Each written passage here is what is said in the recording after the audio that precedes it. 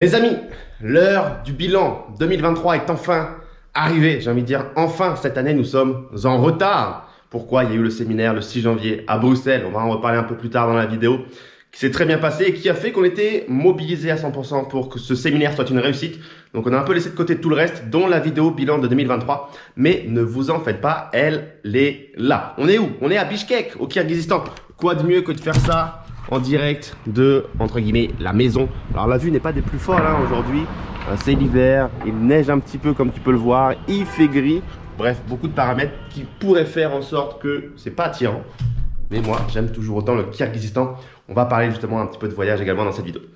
2023, en termes d'introduction, est-ce que ça a été une bonne année, une mauvaise année? Ça n'a pas été une année, on va dire, facile par rapport à des années précédentes, mais globalement, le bilan reste toujours positif, vous allez le voir, puisque les choses vont dans le bon sens. On avance, on continue d'investir, de développer du patrimoine, d'avoir des actifs, de voyager, de kiffer, et c'est là le plus important. Alors, comme d'habitude, on va découper cette vidéo par différentes tranches d'actifs. On va parler d'immobilier, puis de bourse, puis de crypto, start-up, où ça en est, les voyages, on va parler du business, on va parler d'un petit peu ce qui est alternatif en termes d'investissement, d'événementiel, de vie perso, livre, patrimoine, et on fera une dernière petite conclusion sur qu'est-ce qui nous attend pour 2024. Si ça vous va, on part sur ce format-là. Ça va aller vite pour l'immobilier. L'immobilier, je m'étais mis un objectif, acheter un appartement cash à l'étranger. Bon, je ne l'ai pas fait. Et même au contraire, plus l'année est passée, plus je me suis dit, mais l'immobilier en détenir, ça ne sert à rien. Pourquoi j'irais me faire chier avec, je sais pas, des chiottes qui fuient, des factures à payer, des taxes foncières, que ce soit en France ou à l'étranger. Bref, l'immobilier, ça marche plus ou moins pareil. Il y a toujours des trucs à faire et à gérer. Alors qu'en fait, je peux ouvrir n'importe quelle porte pour, allez, 10 dollars pour le moins cher à 1000 dollars, on va dire le plus cher, entre guillemets, les grosses moyennes. N'importe quelle porte d'un Airbnb, d'un hôtel, tu peux les ouvrir en 3 clics sur ton téléphone et boum, tu as un appartement, tu as un toit. Donc pourquoi j'irais me faire chier à détenir de l'immobilier alors que si je veux, je peux aller check-in au Saint-Régis, je peux m'offrir un Airbnb comme c'est ici. Finalement, c'est un Airbnb sous toute somme bien sympathique et qui fait le taf, toi. Pour mes 2 semaines ici au Kirghizistan, j'ai une cuisine, j'ai un coin salon, j'ai une chambre en hypercentre de Bishkek, ça me suffit. Donc cette idée de détenir de l'immobilier m'est largement passée au-dessus de la tête et même on va revendre une partie de l'immobilier. Ceux qui étaient au séminaire à Bruxelles, je leur ai partagé ce fait que en fait je vais revendre, et je vous l'ai dit dans une autre vidéo, une partie de mon immobilier parce que je n'en peux plus pour plein de raisons que vous connaissez tous très bien si vous faites de l'immobilier en France. Je suis à un stade de mon patrimoine où je pense que c'est un bon moment d'arbitrer. J'ai d'autres actifs, j'ai un niveau de patrimoine qui fait que l'immobilier a été un très bon tremplin pour moi pour faire de l'argent. Je remercierai jamais assez le Airbnb en 2014, 2015, 2016 où j'encaissais à mort, où j'amortissais à mort, et c'était un réel tremplin pour investir et faire d'autres choses par la suite. Mais aujourd'hui, je ne veux plus entendre parler d'immobilier. Et je partageais justement au séminaire une infographie où je montrais que plus le patrimoine augmentait et moins les riches détenaient d'immobilier dans leur patrimoine en proportion par rapport à tout le reste. Et en fait, on se rend compte que quand les gens sont pauvres, ils ont rien, ils ont que des liquidités. Quand les gens commencent à s'enrichir, le patrimoine a une grande part dans le patrimoine. Et quand les gens commencent à peser plusieurs millions, plusieurs dizaines de millions, on se rend compte que l'immobilier est minime et que c'est les produits financiers qui sont vraiment représentés en majorité. Donc ça m'a un petit peu conforté dans mon idée de me dire qu'en fait, je suis simplement en train d'évoluer et ce que j'ai toujours considéré comme étant important l'immobilier dans un patrimoine, je comprends en fait aujourd'hui que c'est un très bon tremplin, mais c'est loin d'être important et c'est loin d'être l'actif le plus rentable et le plus passif, contrairement à d'autres choses. Donc voilà pour l'immobilier. Pour la bourse, tout a suivi son cours. On a investi à peu près 241 000 dollars cette année, ce qui est plutôt très correct. Et par contre, la perf a été cette année moins bonne que celle du S&P 500. L'année dernière, on avait fumé le S&P 500. Cette année, on s'est fait fumer par le S&P 500. Sur les 2 dernières années, finalement, on se rend compte que j'ai plus ou moins suivi la même performance que le S&P 500. Mais là, encore une fois, parce que c'est une question qui revient souvent, donc je réponds à ça. Là n'est pas l'objectif que de battre le S&P 500. Moi, ce qui m'intéresse, c'est de voir si les dividendes ont augmenté. Et là-dessus, alors c'est dommage, j'ai pas préparé la stat à combien on était en début d'année 2023 par rapport à la fin 2023 en termes de dividendes perçus. Mais on a fait un sacré bond en avant. Parce qu'évidemment, quand on a réinjecté 240 000 dollars et que les dividendes de nos entreprises ont augmenté et qu'on a réinvesti également les dividendes perçus dans de nouvelles actions, tu te rends compte naturellement que les choses s'accélèrent. Et à mon petit stade, puisque j'ai encore un petit portefeuille, on ne parle pas de dizaines de millions, je sens déjà les intérêts composés faire leur effet. Donc ça, c'est extrêmement également sympathique. Donc niveau bourse, ça s'est vraiment plutôt très bien passé.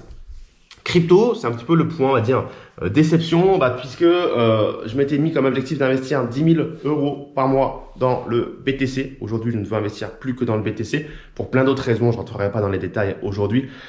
Et en fait, sur toute l'année 2023, je n'ai investi que 17-18 000 euros en crypto, en BTC principalement. Donc bon, j'ai toujours du mal à investir dans les cryptos. Je le dis, je pense chaque année, je veux le faire. Je ne le fais pas autant que je devrais. J'ai pas mal investi en 2017, 2018, 2019. Et c'est vrai que ce portefeuille, je le laisse vivre, je le laisse tourner, je le laisse vivre ces petites montagnes russes. Donc vous avez vu que les cryptos ont remonté récemment, ça fait plaisir au portefeuille, ça le fait un petit peu respirer là où il a longtemps un peu moisi.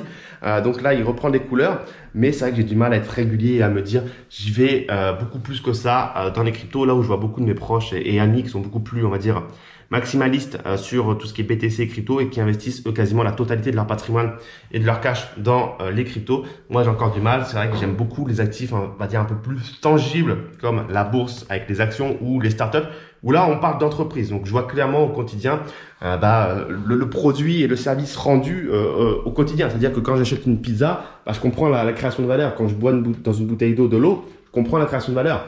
Je sais pas, une entreprise qui vend du savon comme ça, je comprends la création de valeur. Il y a plein de cryptos où malheureusement, encore une fois, la création de valeur n'est pas forcément très palpable et où c'est plutôt de la spéculation plus qu'autre chose. Donc c'est vrai que j'ai parfois un petit peu du mal. Je parle pas ici du BTC, je parle de plein d'autres cryptos naturellement. Donc voilà pour les cryptos. Parlons startup justement, parlons entreprise. Non coté, du coup ici, j'avais prévu de faire 24 projets cette année. On en a fait que 9. Alors attention, là encore une fois, il y a vraiment zéro. Je suis pas mécontent de ce résultat. C'est-à-dire que je préfère faire des très bons projets plutôt que d'en faire qui sont moyens juste pour me dire allez, on a fait plein de projets.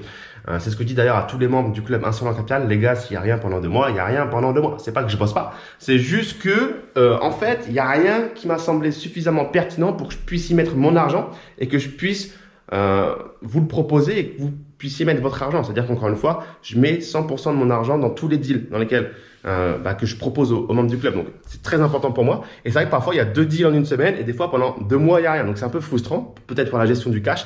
Mais il faut savoir que ça marche comme ça. Qu'est-ce qu'on a fait sur ces 9 projets? Alors, c'est marrant, il y a une forte concentration. Je m'en suis rendu compte là ce matin en faisant les stats.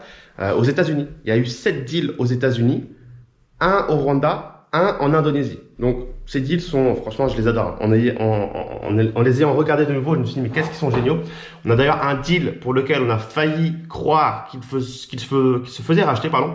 En réalité, il a vendu une partie de l'activité à un groupe, mais pas l'ensemble de la boîte. Donc, pour les investisseurs, pour le moment, il n'y a pas de conséquences financières. Nous, on a failli y croire. Bon, d'un côté, c'était trop tôt. C'est-à-dire que le deal avait été fait il y a 9 mois. Donc, en 9 mois, on n'aurait pas pu espérer un multiple mirobolant de x50, x100. On aurait pu espérer un x1,5, x2, x3 grand max. Donc, c'est un mal pour un bien. On a eu l'excitation de se dire, ça y est, un exit. Et au final, non. Donc, tant mieux. Je préfère laisser la boîte grandir, grossir et avoir plus d'argent pour se faire acheter plus tard plus gros que voilà faire un x2. Franchement, on n'est pas venu là pour ça. Ça aurait été même, pour moi, je te le dis sincèrement, un échec.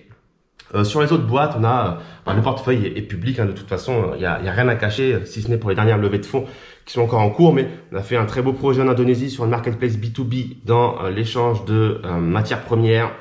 Qu'est-ce qu'on a fait? On a eu une belle intelligence artificielle pour fournir des réponses cliniques aux docteurs sur la base évidemment de recherche empirique et académique. Donc ça, c'est génial pour fournir des bonnes réponses de qualité à des docteurs qui n'ont pas le temps d'aller fouiller tous ces gros livres qui pèsent des milliers de pages. On a fait quoi? On a fait vraiment de très beaux projets. On a ici, je vois au Rwanda, on va dire pour faire simple, une assurance, un assureur pour les employés. C'est devenu une loi qui est passée en Afrique de l'Est pour obliger les employeurs à fournir des assurances aux employés. Donc on surfe sur cette vague. On a également Blue Dot aux États-Unis, excellente boîte qui sort du Y Combinator, puisque j'aime énormément investir aujourd'hui exclusivement dans les boîtes du Y Combinator pour plein de raisons que j'ai pu citer au séminaire. Investissez dans le Y Combinator. Vous êtes déjà devant tous les autres en investissant uniquement dans le Y Combinator. Donc faites-le. Donc ouais, Blue Dot, une plateforme pour gérer tout ce qui est bornes de rechargement des véhicules électriques et gestion de flotte électrique, puisque de plus en plus les entreprises aux États-Unis ont des flottes de véhicules électriques pour leurs salariés. Donc il faut gérer tout ça. Donc bref, je vais pas te reprendre toutes les startups une par une, mais tout ça est très prometteur, même si l'année 2023 a été évidemment une année compliquée également pour tout ce qui est startup, puisque il y a eu beaucoup moins d'argent en 2023 que sur les années précédentes pour tout ce qui est levée de fonds. Donc, il y a beaucoup de startups qui ont eu du mal à lever des fonds, qui doivent faire très attention à leur cash, qui cherchent avant tout maintenant la profitabilité pour pouvoir être certaines de survivre dans un environnement où l'argent il est plus aussi abondant qu'avant. Hein. Vous l'avez vu avec les taux d'intérêt qui ont augmenté. Ça veut dire quoi? Ça veut dire que l'argent il est plus aussi gratuit qu'avant. L'argent coûte cher à emprunter. Donc, l'argent est devenu plus précieux. Donc, on fait attention de ce qu'on fait avec son argent et les investisseurs font attention et ne balancent plus du cash à droite, à gauche, comme ils ont pu le faire en 2020, 2021, etc. Ok? Mais a priori, la fenêtre 2024-2025 commence un petit peu à se rééclaircir et on commence à avoir des échos d'introduction en bourse ou d'ouverture du marché. Donc, ça devrait un petit peu plus respirer également en 2024. Ensuite, niveau voyage, là, je m'étais mis 12 nouveaux pays dans le viseur. Pour parler un petit peu autre chose que d'investissement, je n'en ai fait que 9. Alors, il y a deux choses. La première, c'est que je suis retourné dans des pays que j'avais envie de revisiter et que j'ai beaucoup aimé. Donc naturellement le Kyrgyzstan, j'y suis allé 2 fois dans l'année 2023. La Biélorussie, un pays que j'aimais également beaucoup, j'y suis retourné. L'Inde, ça faisait longtemps que je n'étais pas allé en Inde, j'y suis retourné à Mumbai. Qu'est-ce que j'ai kiffé, j'ai déjà envie d'y retourner. Les gens sont extrêmement sympathiques, on est dépaysés. C'est génial, l'Inde ça va très vite, je vous le dis dans les startups, je mise énormément sur l'Inde. D'ailleurs dans les startups américaines, je vous ai dit que j'étais surpris qu'il y ait beaucoup de startups américaines. En fait, c'est pas vraiment des startups américaines.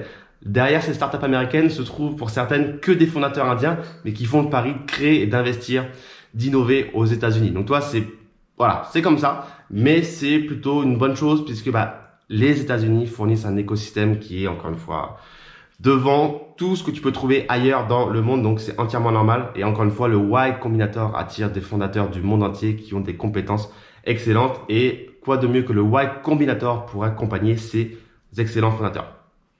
Donc l'Inde, génial. Et en nouveau pays, qu'est-ce qui m'a dépaysé cette année? Brunei, petit pays d'Asie du Sud-Est. Alors, faut pas y passer 3 mois, mais c'est intéressant de voir ce petit pays en Asie du Sud-Est qui tranche avec tous ses voisins.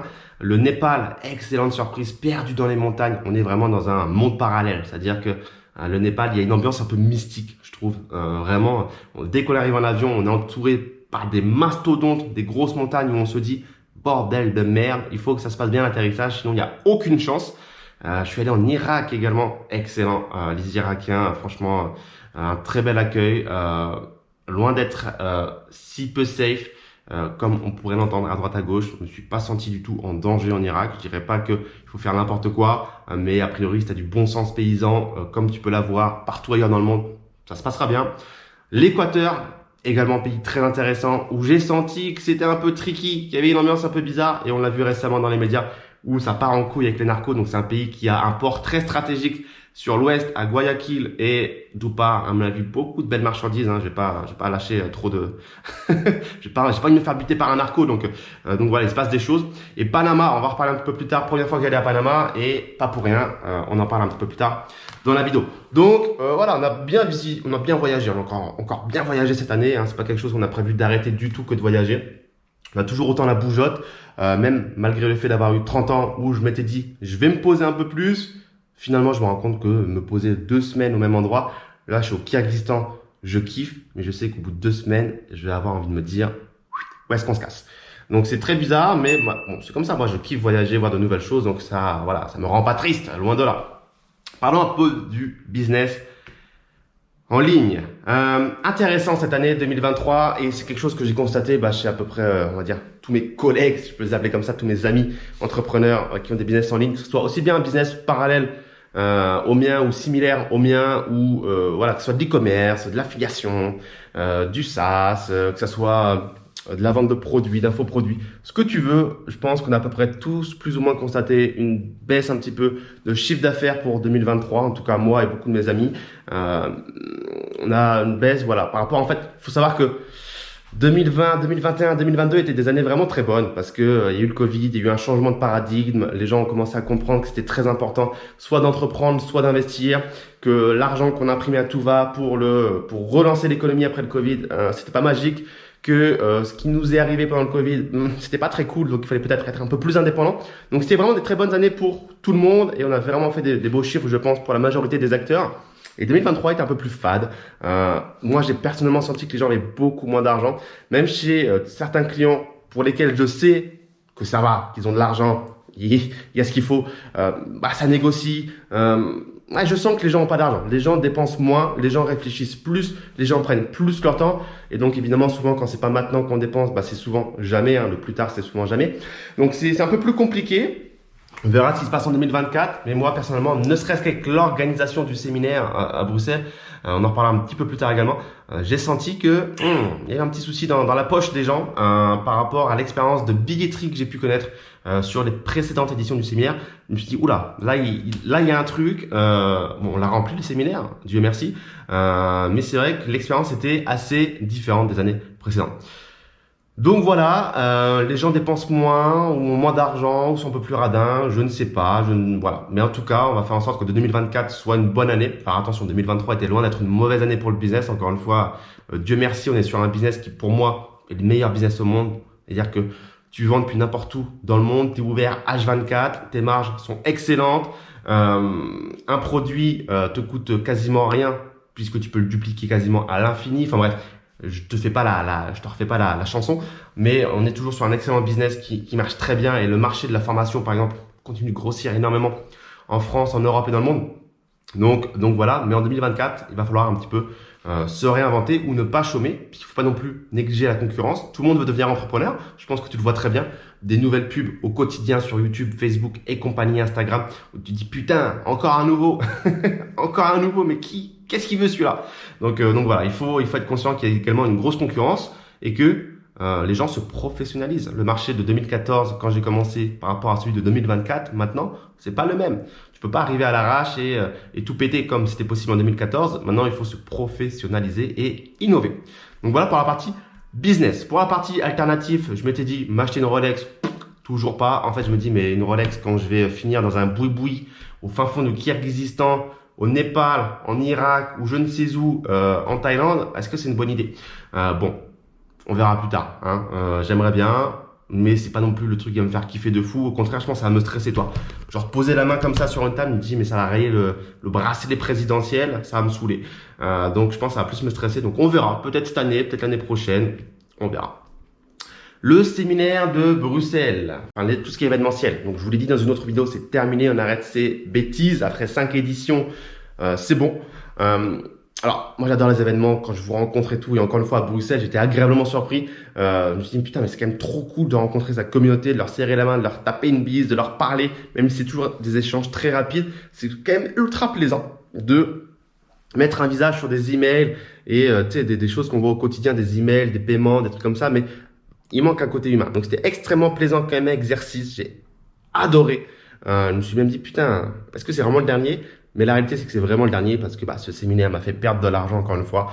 Je pense aller quelque chose comme j'ai pas encore clôturé la compta, mais plusieurs milliers, voire peut-être presque 10 000, je sais pas, peut-être pas autant, mais au moins dans les 5 000 et quelques. Donc voilà, on fait pas un événement pour perdre de l'argent. Et cette année, j'ai senti encore une fois, comme je te l'ai dit, que l'expérience de billetterie était atypique, les gens ont moins d'argent et également, bon, je le dis maintenant, mais c'est vrai que j'étais un petit peu déçu de beaucoup d'excuses que les gens ont pu avoir pour pas participer au séminaire. Je t'explique. Avec tous mes programmes de formation, généralement, j'offre une place de séminaire quand tu rejoins ma formation sur la bourse, sur le club startup, etc. Donc, on va tout supprimer maintenant qu'on arrête les séminaires, mais c'était l'idée jusqu'à présent. Et on avait à peu près 475 places qui étaient réservées à des membres de formation qui en avaient obtenu une en achetant un programme de formation. Donc moi, à la base, j'étais même stressé par ce séminaire en me disant ça va jamais remplir. À Bruxelles, il n'y a pas d'aussi grosse place. Toi, tonton Marriott n'a pas d'hôtel assez grand pour accueillir au moins 475 personnes sans même ouvrir de billetterie. Donc je savais que tout le monde ne viendrait pas, mais je me disais bon, même si je sais pas, il y a 40% des gens qui viennent pas, ça fait encore beaucoup de gens à accueillir. Et en fait, je pourrais même pas ouvrir de billetterie parce qu'on sera déjà sold out direct. Et j'ai pas les chiffres en tête très précisément, mais sur ces 475 places qui étaient offertes, très peu finalement ont été utilisées et énormément d'excuses ont été fournies pour ne pas participer à l'événement. Je viendrai l'année prochaine, là je peux pas, là c'est chaud, là j'ai ci, là j'ai un anniversaire, etc. Et je me suis dit mais je comprends pas. Toute l'année, on m'a réclamé un séminaire Je te jure, j'ai très régulièrement des messages en mode c'est quand le prochain séminaire, c'est quand le prochain séminaire. Et là, je me suis dit, putain, j'étais stressé par l'idée qu'on soit sold out et que ce soit la merde. Et en fait, non. Il y a quand même beaucoup de gens qui ont des places qui sont pas venus. Donc, tout s'est très bien passé le 6 janvier. J'étais extrêmement content. Franchement, je pense que c'était un des meilleurs séminaires en termes d'énergie. Les gens participaient énormément dans le public.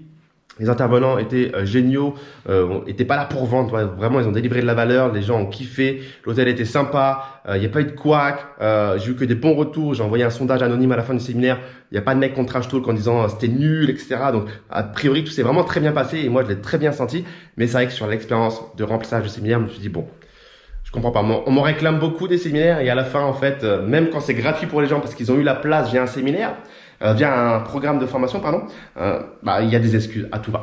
Donc j'étais un petit peu déçu sur ça et bon, je le dis maintenant lors du bilan de l'année sur cette vidéo.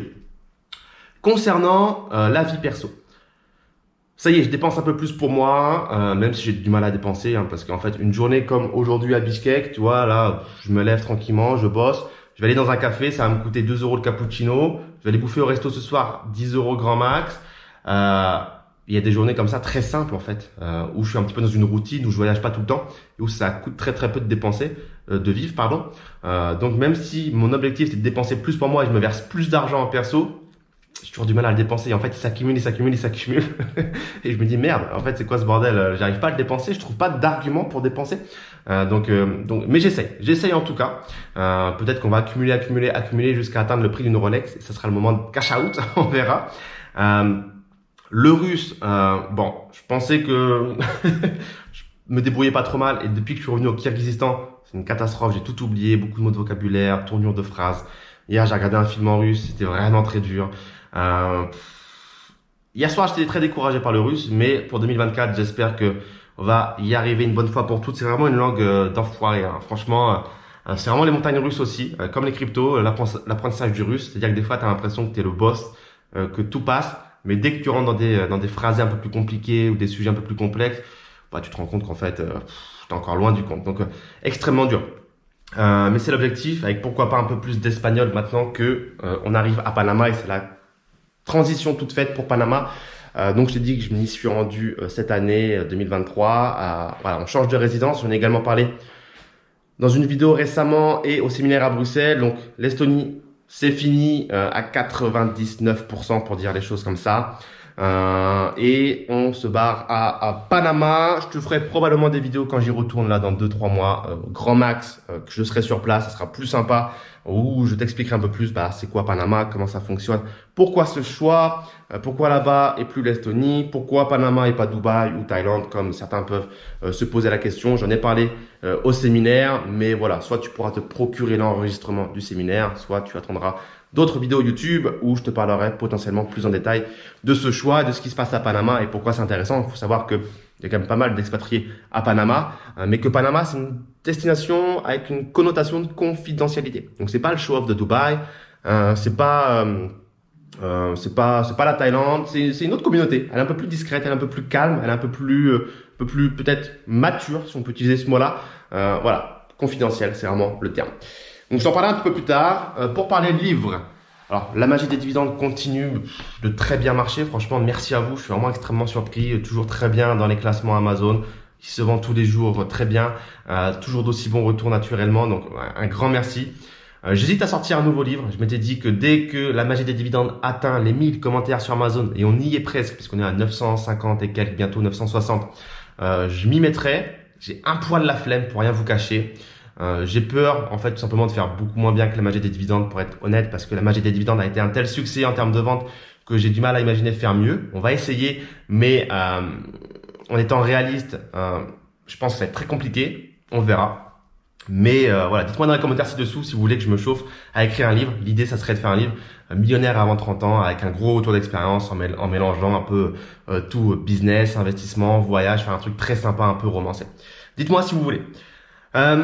Niveau patrimoine, alors intéressant, le patrimoine a légèrement baissé cette année. Chaque année au 31 décembre, 25 décembre, fin d'année, je fais un bilan de mon patrimoine, je reprends tous mes actifs, je les revalorise, donc l'immobilier, portefeuille, crypto, start-up, bourse, le cash, tout, et je regarde comment on a évolué. Et c'est la première année que le patrimoine baisse un tout petit peu. Tu vois, c'était la première année également en 2023 que mon chiffre d'affaires a baissé niveau business internet et c'est la première année également que mon patrimoine également baisse un tout petit peu. Donc toi, c'est intéressant. Ça me décourage pas. Je me dis pas qu'il y a un truc qui va pas. C'est juste que en fait, comme on dit en bourse, les arbres ne montent pas jusqu'au ciel. Donc bon, il y a des années où ça va un petit peu moins bien, où les actifs sont un petit peu moins valorisés. Et en fait, ce qui s'est passé, c'est que mon IMO et qu'est-ce qui a baissé? Donc les cryptos, ça a monté, je vois ici. Les actions, ça a monté. Startup, pourquoi j'ai noté baisse? Ça n'a pas baissé les startups. Hein. Les startups, ça a monté. C'est l'IMO que j'ai un petit peu moins valorisé. Bah, vous savez quoi? Je vais rouvrir le fichier juste devant moi avec vous, comme ça je suis sûr. Mais les startups, ça n'a pas baissé. Hein. Startup. Non, ça n'a pas baissé. Voilà, j'ai fait une bêtise. Donc c'est un petit peu l'immobilier que j'ai un petit peu moins baissé, que j'ai un petit peu baissé. Mais en fait, on est à l'équilibre. Hein, je vois là, ça se joue à 100 000 euros. Donc, tu vois, c'est vraiment pas grand chose. Donc, voilà, ça a baissé, ça a stagné, on va dire. C'est pas que ça a baissé, ça a stagné. On a la même niveau de valorisation que l'année dernière. Donc, intéressant. Mais je pense que 2024 va être une très bonne année là-dessus. Pour 2024, justement, parce qu'on est déjà à la fin de cette vidéo, ça passe très très vite. 2024. Ça va pas changer drastiquement. On va toujours investir en bourse en masse, start-up également en masse. Alors, j'en ai parlé également au séminaire. Beaucoup de gens sont sceptiques sur les start-up. Pourquoi tu as déjà investi plus de, je crois, 400 000 dollars et quelques en start-up et tu n'as toujours rien gagné? Moi, je suis très confiant. C'est-à-dire qu'encore une fois, on n'investit pas dans n'importe quoi. Beaucoup de gens me sortent la stat du 9 start-up sur 10 vont échouer. C'est une réalité quand on prend l'ensemble de toutes les startups. Mais le simple fait déjà que d'investir dans le Y Combinator vous fait mentir sur cette stat puisque 40% à peu près des boîtes du Y Combinator vivent un événement de liquidité. Donc on n'est pas sur 9 boîtes sur 10 qui font un échec, on est sur 6 boîtes sur 10 avec le Y Combinator. Et encore, dans les 6 boîtes restantes, elles sont pas forcément en échec, elles sont encore en vie. Donc en fait, le Y Combinator permet déjà de faire un excellent tri. Et ensuite, dans les boîtes du Y Combinator dans lesquelles je me positionne, je prends pas n'importe quoi. Les boîtes, parce qu'il y en a du Y Combinator qui présentent simplement qu'une idée, je n'y vais pas. J'aime voir de l'attraction financière. Alors, ça m'est arrivé d'aller sur des boîtes qui présentent qu'une seule idée, mais c'est extrêmement rare. J'aime aller sur des boîtes qui ont déjà ce qu'on appelle un PMF, un Product Market Fit, qui ont déjà démontré qu'elles savent encaisser de l'argent et que il y a des clients qui sont intéressés par leur solution. Donc, startup, on va continuer. Crypto, on va essayer toujours d'investir plus, d'atteindre les 10 000 euros par mois, les 120 000 euros. Ça serait bien qu'on investisse 120 000 euros cette année en crypto. On va revendre du coup l'immobilier, une partie de l'immobilier et tout mettre en bourse. Hein, directement là-dessus, il n'y a pas d'hésitation. On récupère l'immobilier et on fout tout en bourse. Voyage, j'ai 3 voyages qui me font vraiment de l'œil là, que j'ai vraiment envie d'aller visiter. 3 pays, pardon. C'est la Mongolie, Madagascar et la Chine. J'ai vraiment très hâte. J'espère qu'on les fera cette année. On va essayer de se réinventer niveau un peu business, faire des choses un peu différemment sur la façon dont on présente ses idées ou on acquérit le trafic. On va essayer de se réinventer là-dessus. Et en dernière chose, sur tout ce qui est résidence et langue, on va essayer de maîtriser le russe, l'espagnol et d'acquérir de nouvelles résidences. Je vous dis que je vais à Panama, mais voilà, j'obtiens une résidence donc permanente à Panama. Et j'aimerais obtenir d'autres résidences temporaires, permanentes ou voire même des passeports cette année dans d'autres pays. J'en ai parlé également lors du séminaire de Bruxelles. Donc n'hésite pas lorsque le replay sortira à te le procurer. Mais j'ai parlé de toute l'importance de cette diversification avec également Ladislas Maurice qui est intervenu au séminaire, qui en a lui aussi parlé avec brio, c'est son métier. Ce sont des actifs au même titre que l'immobilier, la bourse, les cryptos, les startups, tout ce que tu veux.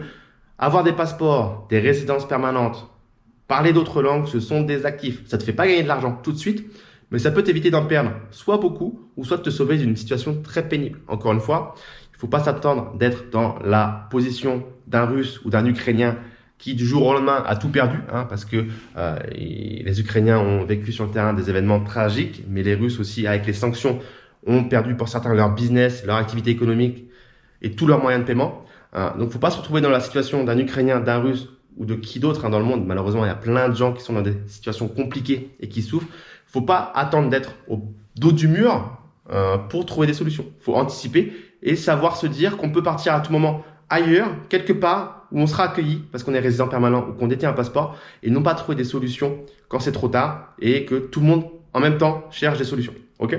Bref, on aura l'occasion d'en reparler peut-être plus tard, notamment quand je serai à Panama. Voilà les amis pour 2023. Ça reste un bilan extrêmement positif de mon côté quand même. Il n'y a pas que les chiffres avec un business qui a peut-être un peu moins généré d'argent, qui en a toujours généré un montant confortable ou un patrimoine qui est un petit peu stagné. Il n'y a pas que ça, il y a l'ensemble et je trouve que l'ensemble a très bien évolué parce que on a toujours plus d'actions, on a toujours plus de startups en portefeuille, on a toujours plus de crypto, on a toujours plus d'actifs et donc ça c'est intéressant. Et même si l'année 2023 n'a pas toujours été facile, je sais qu'à terme tout ça va énormément se valoriser et payer, porter ses fruits. Voilà les amis, dis-moi dans les commentaires dans les commentaires ce qu'a été pour toi l'année 2023. Est-ce que ça a été une bonne année, une année un peu moins bonne que les précédentes, peut-être un peu comme moi, mauvaise, qui a stagné? Bref, dis-moi, je suis super curieux de savoir où ça en est également pour toi, de ressentir un petit peu l'énergie globale. Lis bien la barre de description également, comme d'habitude, il y a pas mal de ressources qui devraient pouvoir t'aider justement à investir en bourse et en startup. Encore une fois, je te souhaite une excellente année 2024. On va tout faire pour faire en sorte que ce soit une excellente année. On va bosser dur et je te dis à très très vite en direct du Kyrgyzstan. Ciao, ciao.